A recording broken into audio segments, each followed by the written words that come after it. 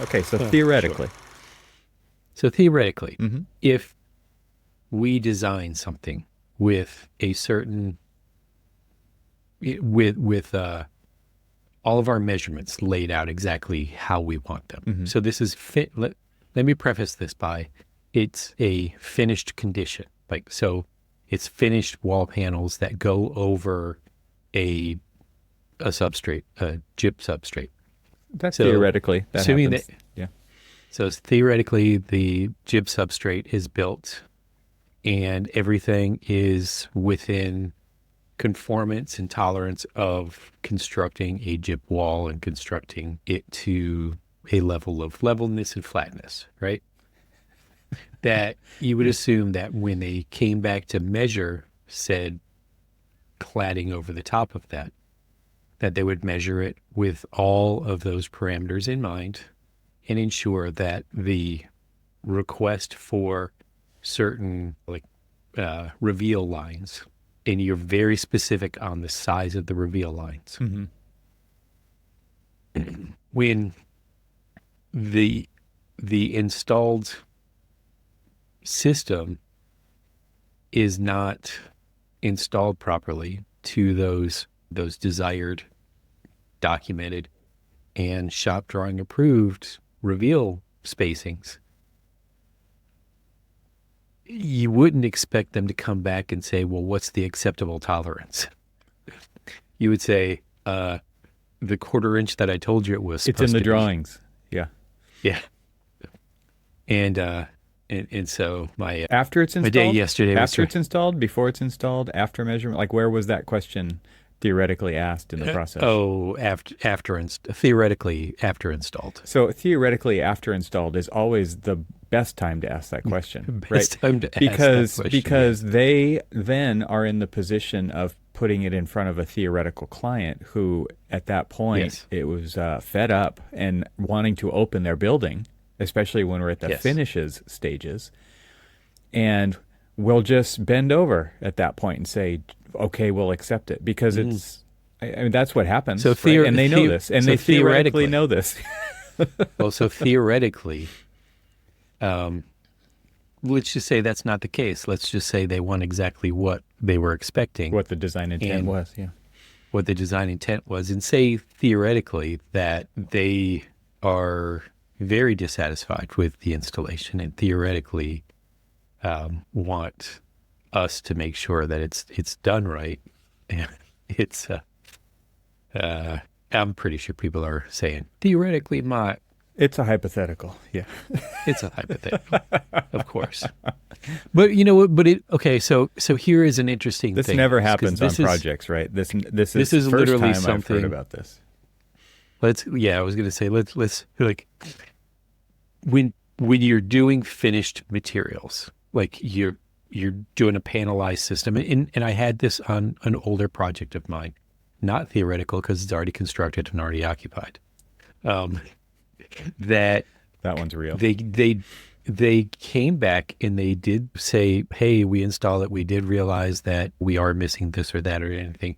What do you want us to do? Do you want us to go back? Do you want us to take it out and reinstall it?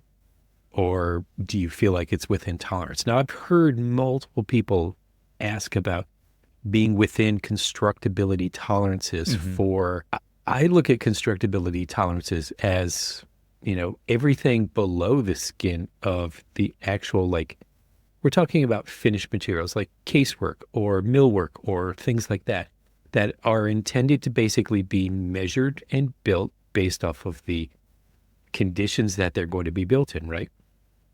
So you theoretically, we'll go back to the theoretical part, you theoretically will actually have Theoretically, the substrate actually. built. Yes. Yes.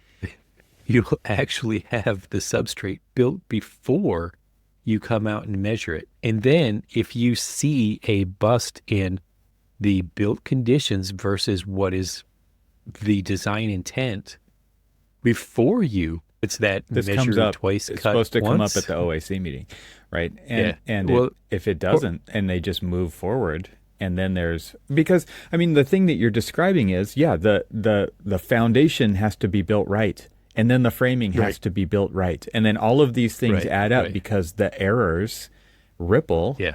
and cause further errors for whoever's coming in Right. later, right? Which it always sucks to come in Exactly. later. But at that point, Yes. I mean, that's why they say like the last 10%, the last 2%, whatever the percentage, that's the most difficult to get right, right? I've built projects myself, and that is the Well, hardest part. The finish work is the hardest because you have to deal with all of those compounding errors, unforced as they may be, all the way Yeah. up to the end there. Well, think about this. So, like when they will submit their submittals for an entire project within the first 10% of the project timeline, or earlier. Well, because really, of lead times and for good reasons. because of lead Sure. times and things like that. Yeah. But if there is constructed conditions, as you like, everything is dependent on those constructed conditions, you would think that they would say, all right, well, hey, we won't submit this until later once they can verify all of the in-field conditions. The however is that 9 times out of 10, they don't do that. And so what the architect is typically forced to do is essentially litter the entire thing with little caveats or verify in field or this or that. And that doesn't necessarily always go over well, especially if somebody's like pre-making everything prior to that actual final installation. A good contractor Just like- wouldn't do it that way, right? And I'm just Yeah. unfortunately like that. This Are is you going what back to the gives theoretical? this is what gives people no, like this is reality, right? Like there are good Yeah, exactly. contractors and there are not good contractors, and you're talking about No. characteristics of contracting that lead to good experiences versus bad experiences, which lead Right. to all kinds of things put in as notes, put in drawings, because it's CYA at that point, right? Because you've had a Right. bad experience Right. in the past. Yeah, it's actually that's funny that you'd say that, is because most of, say, additional notes that are added on drawings or in specifications are usually not from just your standard manufacturers. It's like, oh, yeah, make sure you put this in here just to kind of cover it. It's like somebody somewhere down the road experienced something bad that they're like, this will never happen again. Yeah. And they put in those notes. General notes are usually like, they ain't going to do this to me twice. Well, that's what a whole I mean, we see this on the Entree Architect community all the time. What's in your contract? Right. Regarding this Exactly. situation that you've never been in before. And a lot of times you're making a conglomerate contract, even if it's your first one, from everybody else's bad experiences and all the other litigations that have happened. And contract documents are no different. Like it's still part of the contract. It's just a different form of it, right? It's a graphic drawn form. And then you've got the specifications. And all of it is designed based on the way capitalism and corporations and businesses work. I mean, we've seen Now, the I will say entire this, gamut. that you and I have had this conversation, in fact, just a few episodes ago when we were talking about spec writing, specifically the onus of making sure that, let's just say you're doing some interior millwork and your drawings say one thing and your specs say another. And it happens. Sure. It happens Yeah. all the time. Unfortunately, Theoretically, hypothetically. hypothetically, theoretically, or whatever else you want to do to kind of explain that sometimes there is an errors and omissions on something. And, It's you just just normal hope part of that, professional services. Yeah. well, it's just you hope that that you have something in there that covers you from that extreme condition. So say, for instance, you're looking for a specific tolerance. Well, damn, you better draw it that way. Because if not, if there's nothing else in there for you to hang your hat You're on, leaving it up on for what that- interpretation. Yeah. you're in leave. And then when you come out and you're like, that's not what I wanted. And Show the me what contractor you says, well, where's what you wanted? show me what you wanted. Exactly. Exactly. Show me where it is. Right. Show me. And And that's if- legit. That's a totally legit response. Oh, yeah. Yeah. Totally. I happened to be showing somebody a project of mine back when I was on my own, and this was one of those. It mistakes of youth that I did not coordinate the concealment of some plumbing just in one specific area. I did it almost every other condition except for one little area that it was just underneath the sill of a clear story. And there was a piping that came out, did a 90, and then came back and did another 90 right in the corner. Beautiful. And I basically asked them, like, it was too late for them to conceal it. And so basically I, in the field, asked them to tighten it up as best as possible, because the way it was originally was even worse than it is now. And there is not a single time I enter that building that I don't just stare right at that. It's one rare that mistake. anybody else will ever care about it as much as you will. They made exactly. Right? And exactly. I'm not talking about the owner or even the users. I'm talking about the people who made it happen. The builders, right? Yeah. And especially when it comes to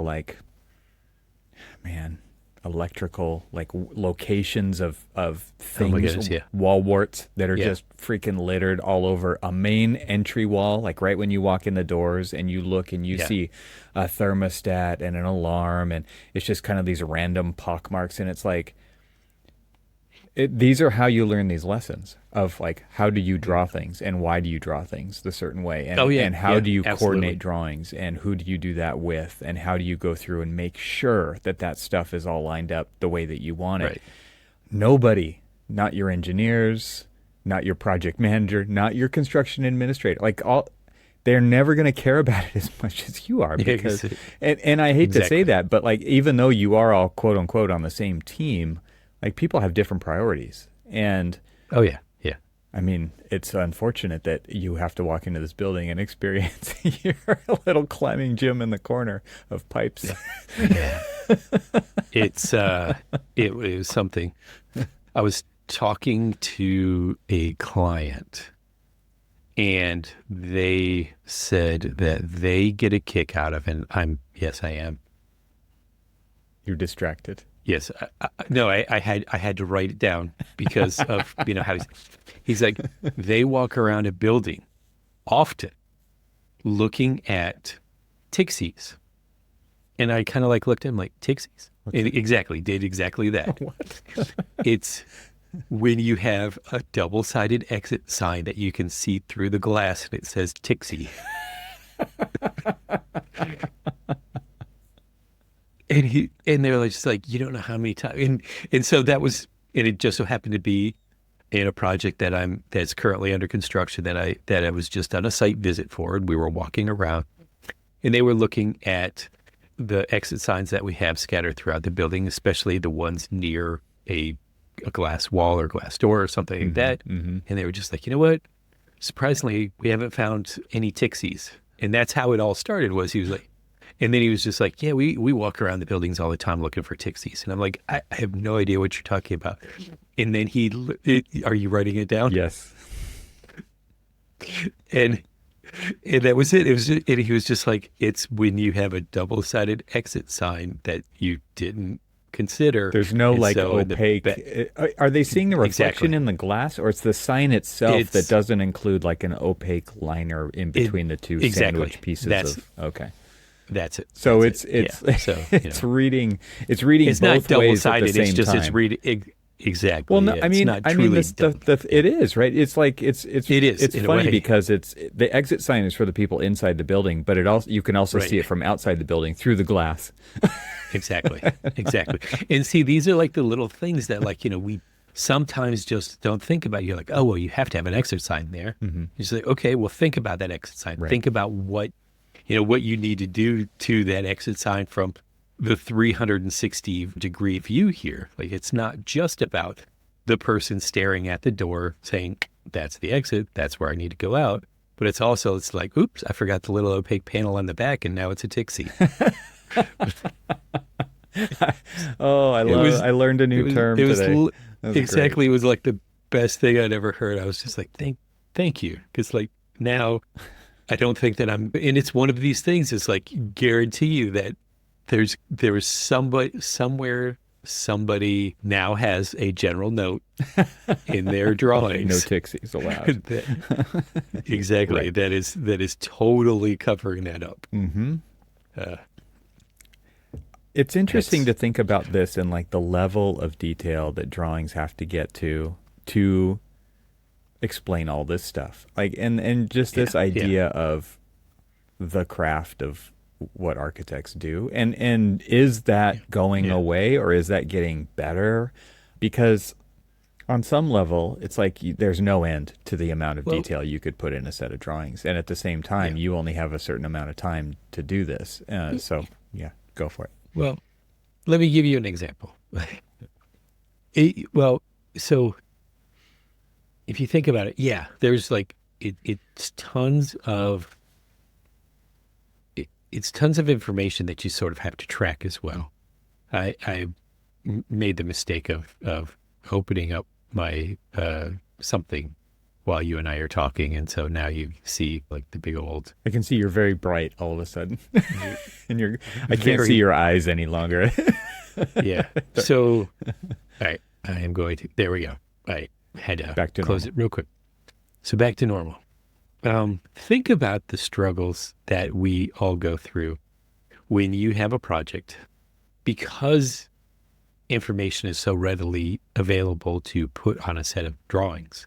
And because, contractors, kind of back to where we started this conversation, are really looking for, if you're wanting the nth degree of something, they want it on a drawing. They want it in the document so that, they aren't being accused of not doing it the way that you wanted when, a lot of times we're doing drawings with design intent, right? And so it's a kind of means and methods thing or something like that.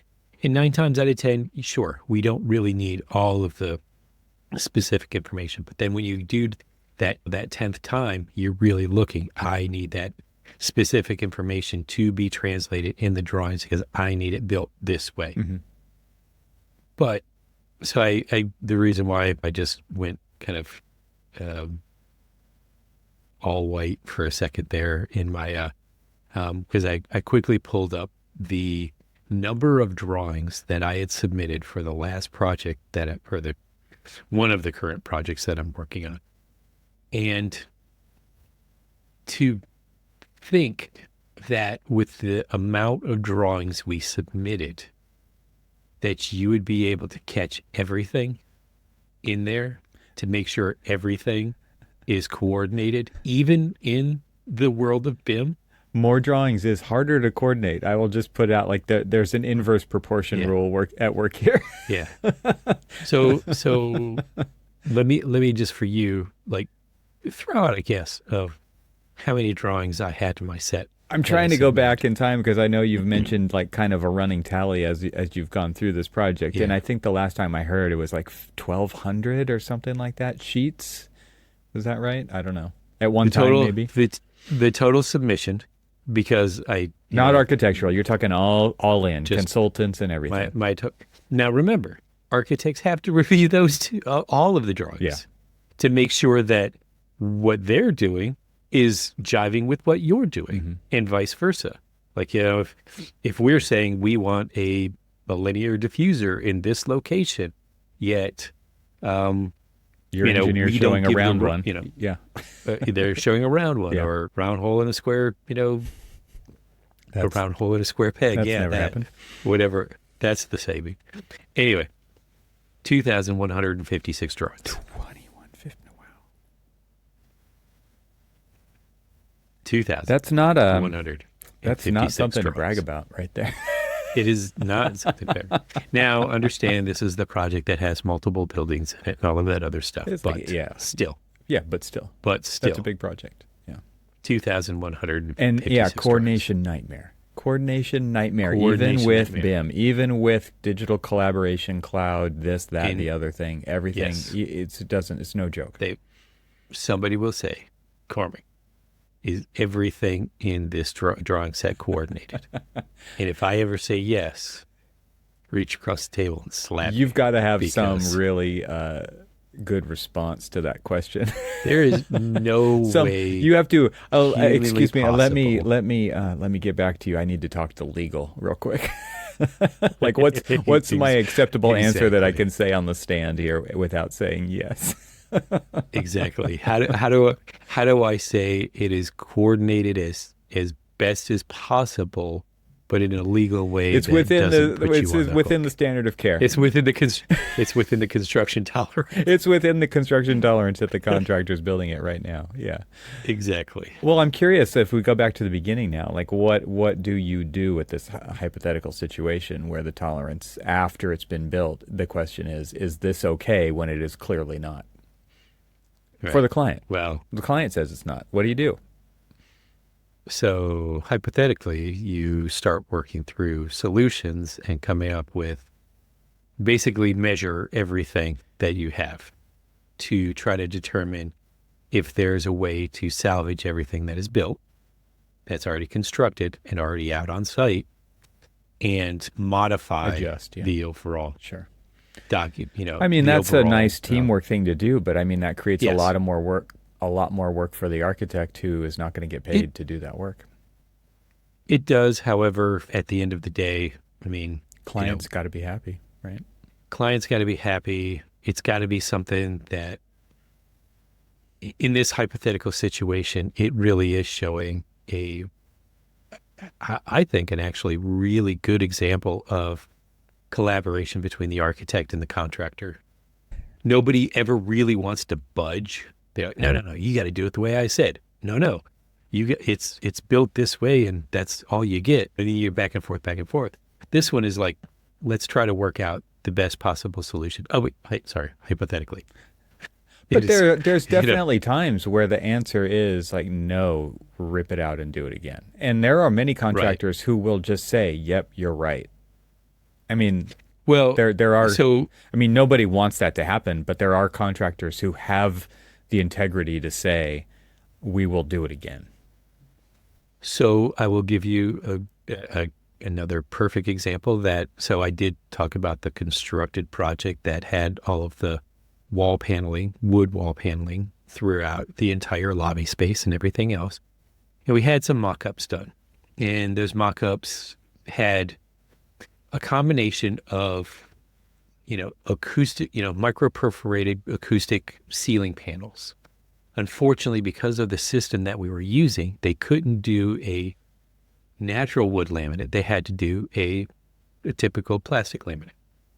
So what we ended up doing is we went round and round with a design, not really a design build, a design assist contractor to help us with how to match all of the woods from plastic laminate to natural wood, because there was the desire is that all of the wood paneling be natural wood. Just knew that the ceiling that was, you would never really actually see them up close next to each other, but they wanted the appearance that they were, continuous. And so we had a mock-up done. Ceilings were already in place. Ceilings came from Switzerland. You can't, it's going to be really hard to like pull them down and send them back. So we had the mock-up of the wood, that was side by side with the already installed ceilings. Couple rounds, we got it, hit, matched perfectly. They ordered all the wood that came from the same species and same kind of like lot run as the mock-ups. So we were all good. But I don't know if I ever told you this, except, so then they were like, the panels are being installed. This was on one of the off weeks because it was out of town. And so we were traveling to go there, and I'll keep it clean, but we went out there, and a friend of mine in the office, she was with me, and she was rounding the corner before me. This is a big building too. This is 100 and some odd thousand square foot building. And throughout the entire building, the multiple floors of this building echoed the words, "What the?" beep as loud as you possibly can Wow. from not a very, Just a little surprising then, I guess. yes, just a little surprising how off it was. And it didn't come from me either. It came from her. Yeah. She was the one who She was the and canary, of course, the canary going down the Yeah. mine shaft. And so, I round the corner and I'm like, oh, you gotta be kidding me. Like we went round and round with this. And this is not right. Come to find out there was some health issues that kind of led to the supervision of those panels being run becoming wrong. And again, admirable, but the contractor said, we will make it right. We will rip it all out. We'll make new ones and reinstall them. To the tune of him basically taking a bath to $1.7 million worth of wood paneling. We said no. We accepted it as it. We did, but Ouch. we didn't. The client The did. client did. The client accepted it. So, Cormac, I just want you to remember there's been times when you have seriously criticized some architect's work on this show. And crap like this happens, right? And but you had no control over this. But remember when we were in it was San Francisco, and I don't know if you were with me. I don't think you were because you were working. No, you went to the booth. federal courthouse, right? So I went to the federal courthouse, and okay, I remember who I was with. I won't say their name because they've got a show, and I'm not going to. You're not going to promote them, right? Good. I mean, I like them. I'm just not Good going to call. promote it. But I said to them, because I saw something, and this is a starchitect. This is a very famous starchitect, and you already said the name of the building, so People they can put Google two it. and two together. People can Google it. People can Google it Yeah. and figure out what building it is. There are some very questionable details. There are some very questionable on the way of bad. Questionable bad. But I turned to him and I said, I don't know if I'm ever in a position anymore to criticize somebody knowing that was probably a value engineering issue. Mm-hmm. That somebody said, yeah, I get what you're trying to go for. We Not can't on a afford it, federal or- starchitect project. VE. Yeah. Right. Exactly. So, Over budget. I mean, yes, we're all going to look at and assess and criticize and everything else, somebody's detail. But we will also, if we're fair, probably say to ourselves, yeah, I probably know what happened here. Yeah. Because I can almost guarantee you that the details that I saw in that building were most certainly value engineered out, because there's other things that detail was trying to be on the building that you see the detail and they're like, man, that's close, but it's not. For some reason, somebody decided to do something different. And it most likely is that, well, if you want this canopy, guess what? You're going to have to half-ass it. You're going to have to get close. And I think that's what happened. So, yes, as much as, and so, again, it's one of those things that every time, and now I haven't actually been in that building since, but if I ever go back into that building, it's the one, I'm going to have to like walk through the lobby space like this, like hands over my eyes, like I'm not looking. Well, okay, I have a legitimate question here, I think. I have a legitimate question, hold like on. because Before this we- stuff happens. Go ahead. You have a before. Before you ask that, Yeah. before you ask that legitimate question, because we did a show on this, and they asked me, I took a photograph of that lobby, and sure enough, I went into Photoshop and I made that wood match. Generative fill. I love AI. Admit it out loud. I love AI. Yeah. Yeah. No, well, this was even before pre AI. that. Yeah, it was. You Yeah, had to do this was this even- manually. You had I to, actually had to like select all of that slightly darker wood tone. Sat there and then adjusted the hues and colors and everything look else at to you. get it. Look at you. Yeah. Okay, my legitimate question is, Where is the construction administration person in this kind of, because this is decision making, this is Oh yeah, design yeah, in the moment when it needs to happen, where it probably needs to yeah. happen the most, right? Because it's Hmm. their stuff is showing up on site. People are putting it on the wall or Hmm. whatever the case may be. They are applying it to the panel system. They're doing these things. Where is the construction? Is there no construction administrator on site? Is this stuff happening overnight when no one's looking? Like, how does this stuff happen without on these big projects? Like, obviously, Yeah, this doesn't happen on every scale, every size type of sure. project. This happen, but on big projects, there are full-time CA people on, and they can't be everywhere all at the Oh same yeah, time. yeah, But you're talking about, you said like some huge number of wall paneling in a yeah. huge building, right? And it seems like it should be kind of obvious. So $1.7 are we million going back to worth. like nobody's going to care as much as you do about this, and somebody just didn't like, oh, it didn't even cross my mind that that might not be right, kind of a thing, or what's going on here? So, so I asked this question yesterday and it was when we were talking about the Tixies, Mm-hmm. and I, I was in a room with the client and everybody else, and we were just talking, and I saw something installed in our building that was a little questionable on why they did it, and it wasn't, it was furnishings, and they installed it and covered something over, and we were like, why?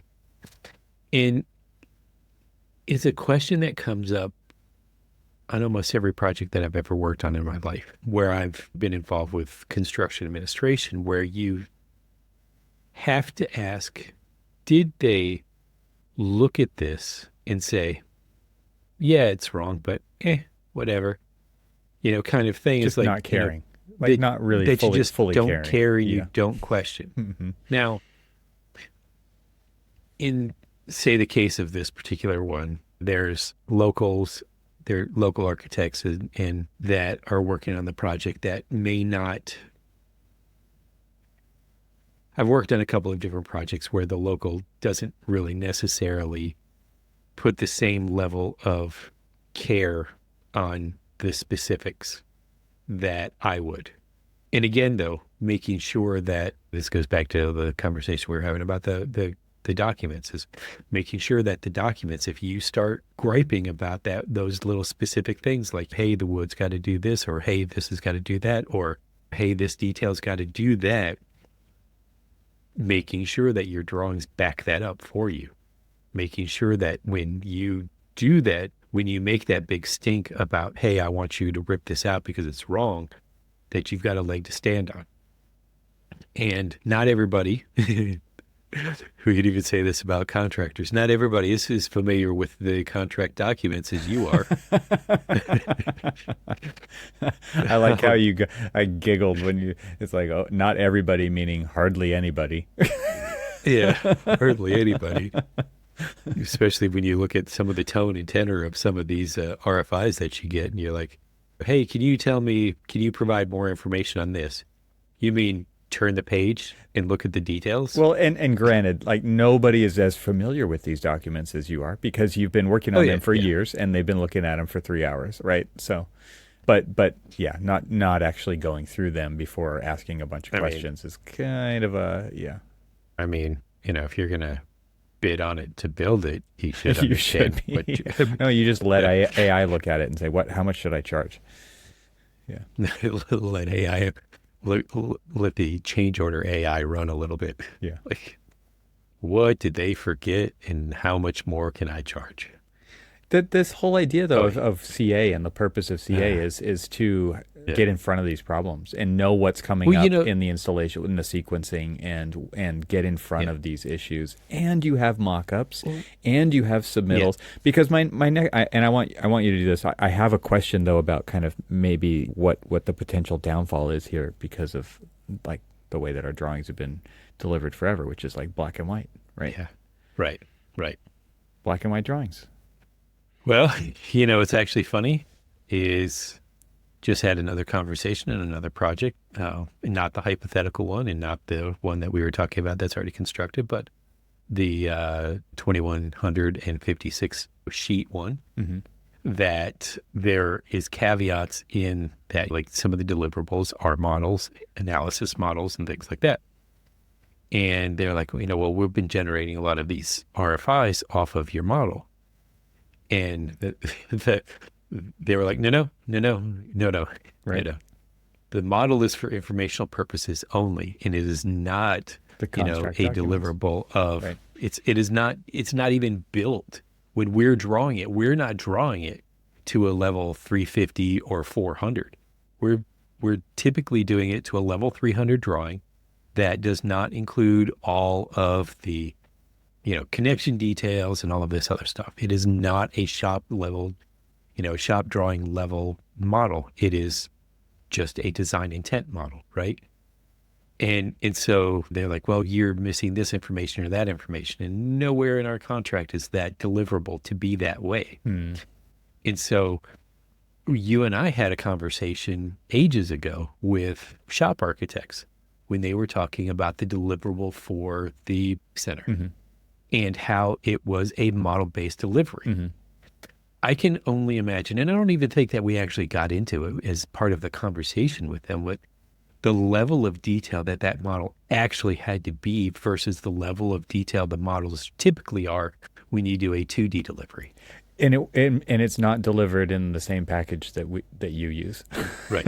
It was done in Digital Project probably, right? Like Frank Gehry's, Gehry Technologies Digital Project, which is based on CATIA, which is used to design aircraft.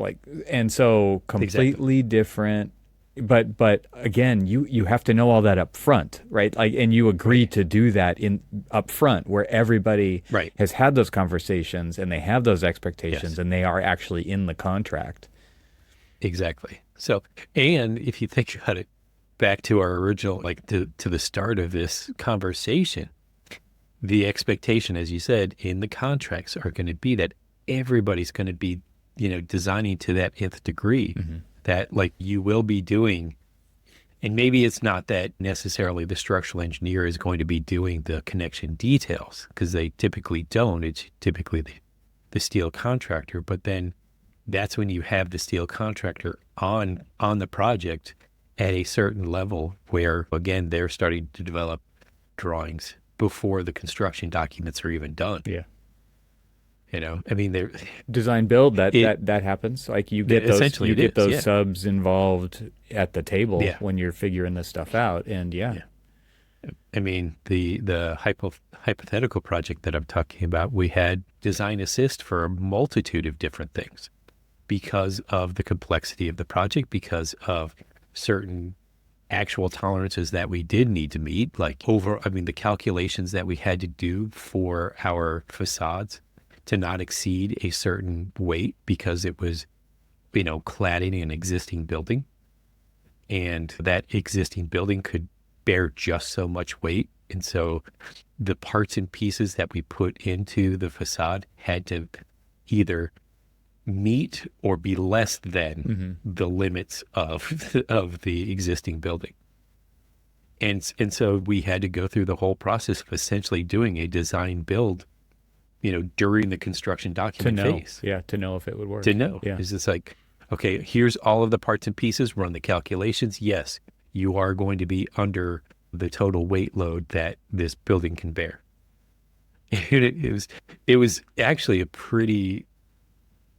for me, it was pretty educational to kind of never really thought about doing the calculations of the loading of, certain decisions in facade material. That is a super cool process, I think.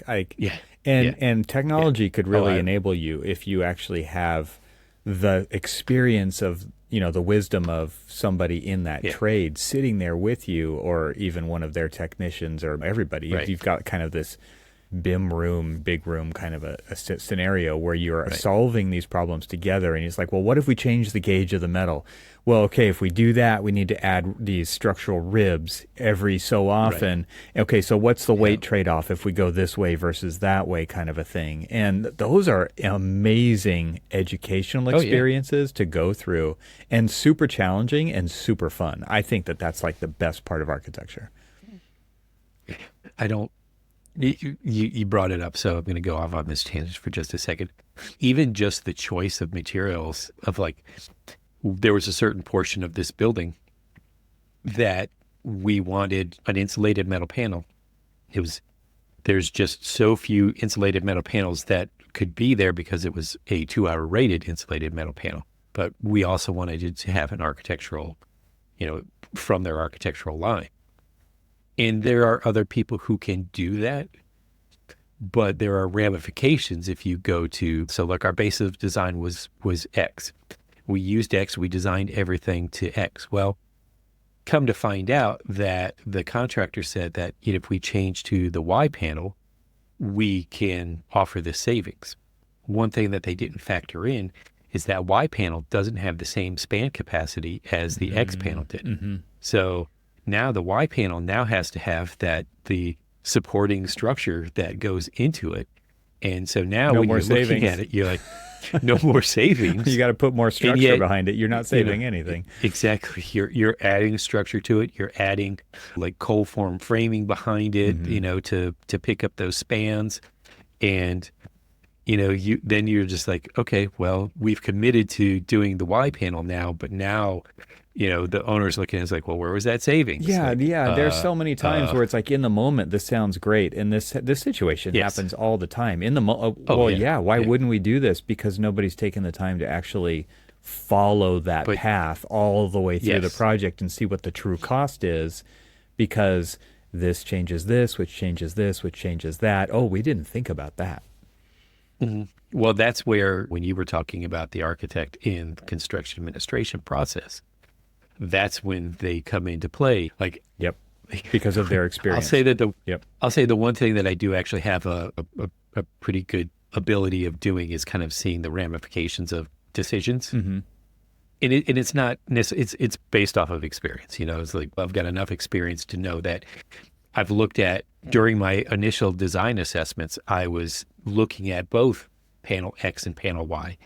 And the reason I chose panel X was because of its span capabilities versus panel Y. Because panel Y, I might actually like panel Y's overall appearance more, but I've just added so much additional cost because of structure that any offset in panel to panel is completely out the window when I've got this. Now I have more introduced structure. And so when they have this conversation, I'm like, but in the end, they're like, well, did you look at this panel? Look how much savings we can get. Like, panel to panel, yes. But how do you make that panel work? And they're like, what do you mean? And then you start asking that question, and then they have to go back and start running the numbers and say, well, that's what you meant. And one difficult thing, this rarely happens, I don't even know if it happens ever, is, okay, think about your 2156 sheet set. I wrote down the numbers so I could come back to it right now. Good. Whose name is attached to all those decisions that make up that 2156 sheet set? That doesn't happen. And that's a problem, because when it comes time to talk about the option of swapping out panel X for Y, the person who figured that out in the very beginning is probably not part of that conversation, because nobody knows who it is. And does that person even work here anymore? Right? I mean, that's a reality. And let's just say they do. Nobody still knows who it is. It would be rare to address and find that person to actually become part of that conversation, so that they can bring it up in the moment and say, you know what, this was already all figured out, and we have to stick with this because of that. Right. Yeah. Because nobody ever second guesses anything during construction. But there's no mechanism in place to even do what I just talked about, right? Like you would think maybe with BIM there is a way to do this, but at the same time, what a mess, right? It would be a disaster. Right. And things get changed along the way, and somebody else makes a decision that overrides somebody who was there first, and these things happen. Like it's a miracle. Like we talk about this on the podcast before, right? It's a miracle that this building even gets built. With all of that stuff that just is kind of organic. It's like watching the Amazon rainforest grow. It's like how, and oh my God, at the same time, because it is such this weird organic process of how buildings actually go together. The decisions that have to happen, the accumulative decisions that have to happen. Is that the right word? No, cumulative decisions that have to happen. And overrides and changes of course and oops, erase that, go back, try it again. There's so many things along the way, and it's just like whoa. And so when these new issues pop up later on down the road, you can never really incorporate the original decision makers back into that process and save some time and really understand the true, like here's the question you should be asking instead of in the moment, it's obvious. Of course, we should swap these panels out. This one costs half as much. Turns out that's not quite the whole deal right there. Yeah, right. And by the way, they went with a Y because of the perceived. So they put in more structure. Exactly. And the funny thing is that, so with that, like you then have to chase back and figure out whether or not the existing structure that you could even support right? could even support the thing. But you do it, and that this is another crazy thing is like, and we do this. Exactly. You would say who would ever do that, and it's like it happens all the time. Like this actually happens all the time. All of the I will say that what was crazy is like all of the different decisions. So these were metal panels that were added to a structural system that we added to the existing building that we were cantilevering off of it that had to meet a very specific vibration criteria because I know which project you're talking about. Yeah, I know you know. Yeah. And I don't think you hung a lightweight facade on that building. I'll just throw that out there. I'm pretty sure you did. Surprisingly enough, it's a lot more lightweight than you think. Well, yeah. But it's lighter than concrete, right? Okay. It is lighter than concrete. It's actually a lot lighter than a lot of things, really. However, the thing about it is that it, like anything that you do to modify it, like you go through all of these like very specific criteria for, and I'm going to bore some people, but like buildings have a natural resonance to them, right? And in certain building types, like say research lab facilities, we have to reduce that to almost zero, right? You've done these things that so you have to go through the scientific this whole equipment process. The measuring devices cannot have a vibration introduced into them, or else they just people can't do their job. You completely ruining their research. It's got to be almost like a static zero kind of thing. And so anything that you do to change that building, like pick panel Y over X, you're changing the dynamics that you've already tested. And so now you're like, okay, but now I've added all of this to it. And what does that now mean? And it's just like, well, now we're going to have to do this to counterbalance what you just did here. Or now we're going to have to do that. Or you can't do this type of research in this particular area of this building because, you have got X, Y, or Z going on there. And people who come in at the end and say, hey, what if I've got a brilliant idea that's going to save you $500,000, and they can't think through all those things because they don't even know about those things. Exactly. But they've got this brilliant idea that everybody has to listen to right now so that they can be a hero. Or they're legitimately trying to do the right thing. Yeah, and I mean, most of the time it's not out of malice. It's like, they're hearing the contractor, the owner say, I've only got X amount to build this. And, with oh, inflation or tariffs or whatever are going to like escalate the cost of things. And if we don't purchase this now, it's going to be more expensive. And so you mean, oh, my building's going to go up in cost? I thought you said it was going to cost X amount. And now you're saying it's X plus whatever. Mm-hmm.